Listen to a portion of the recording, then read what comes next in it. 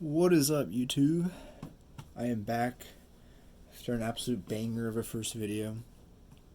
And in this video, I'm going to be talking about the ASUS ROG KERIS and why I think it's a bad mouse. Or a bad shape, rather. It's not a bad mouse, actually. So, yeah, let's get right into it. So, the mouse itself is really good. It's really great. Build quality is pristine. There's no issues with the build quality.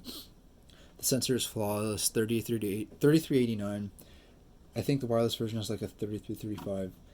And by the way, the wireless version is the same price. So for most people, probably go with the wireless. It's also 20 grams more, however.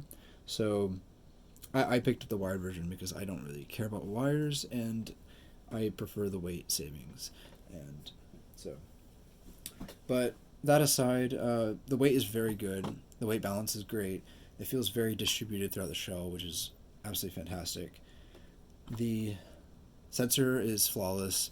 The stock feet are great, actually. They're probably some of the best I've used on a mouse. They're pretty smooth. Not as smooth as the Tiger Arcs on my Viper Mini, but they're really smooth, really consistent. And oh, I got to talk about the one feature on this mouse which really stands out and really impresses me, and it's the hot swap switch capability. If you remove these rubber gaskets and unscrew the top shell, you can just plop in brand new switches after your current ones die or something. And so that's actually awesome. Let me talk about the switches that are currently installed, and these are ROG micro switches. They're a bit on the lighter side, which I really like. They don't sound super crispy or clicky, but honestly, who actually cares once you have headphones in? And they're great, honestly. Fantastic clicks for FPS because they're pretty light. The scroll wheel is good. It's notched. Nothing to say about that. The clicks are fine. And the side buttons are really crispy. These are very crispy side buttons, and they're good size, so I'm impressed by those. And the cable, it's nothing fantastic. It doesn't compare to the paracord on my Viper Mini, but it's also not bad. So, yeah, with that all out of the way, let me talk about the mouse itself and the shape and why I think the shape is ass out of the box.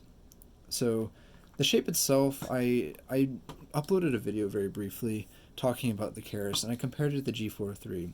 And I'm going to compare it here because I think it's worth giving comparison because, in my opinion, this KERIS is sort of like a slightly scaled down G403. And let me talk about what I mean.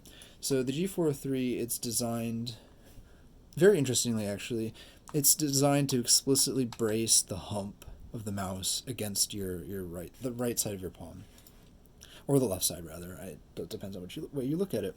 So if you notice, the sensor is tilted, and the reason why that is to maintain to be parallel with your forearm.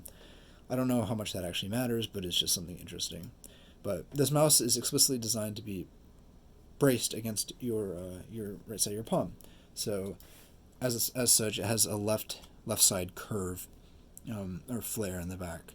And otherwise, it's really high profile. It's a pretty big mouse, but actually, I really like the shape, weirdly enough. I didn't think I'd like it, given how high profile it is, but I really do like this shape.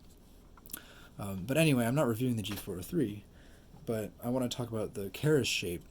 So similar to the G403, you have very subtle curvature. You have a right flare out towards a very subtle right flare. You have that left side flare for your palm.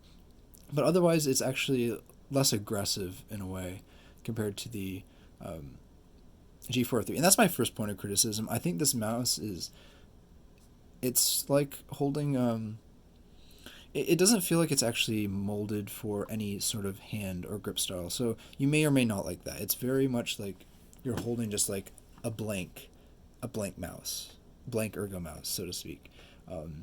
I don't hate that. I think I would prefer slightly more aggressive, curvier shape like the G403, but honestly, I can find the merits in this mouse completely. But that aside, let me talk about what really kills this mouse for me in its stock form, and that is this right flare. I don't know how well you guys can see this with the camera, but if you notice, I've sanded the right side down. In stock form, this flare curves out like this. So it curves out away from the base in stock form, and so it's like it's sharp on your ring or pinky finger.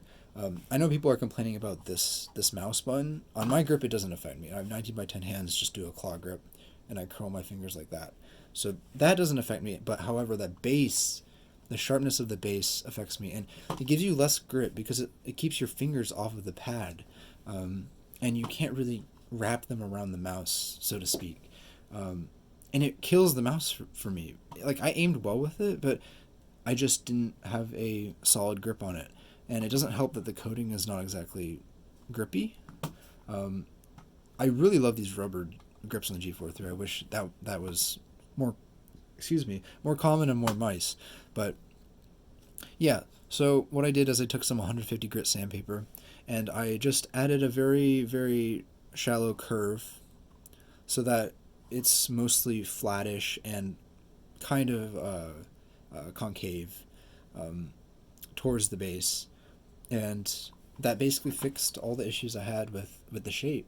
Like, my ring finger feels a lot more secure on that right side. And honestly, that's not an acceptable solution, obviously, but yeah, if you want to use this mouse, you got to do that, in my opinion. You cannot use the mouse in stock form. It's just not good.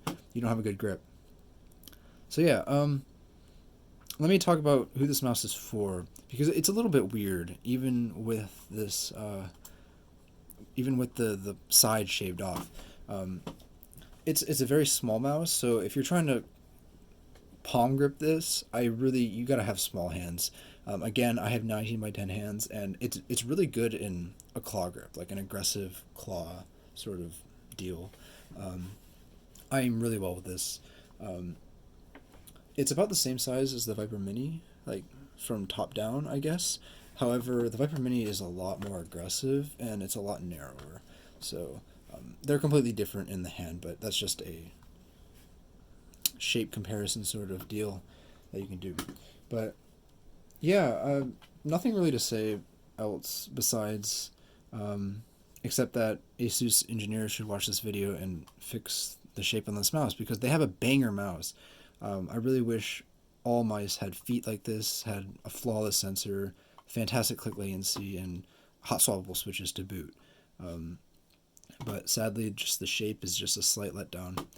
But I think I'm going to keep using this mouse after having massacred it. But my next mouse, I think I'm going to review the G403, because I think the G403 is it's heavily slept on in the current market. And yeah, so if you enjoyed the video, have any questions, just leave a comment, like, and subscribe. See you in the next.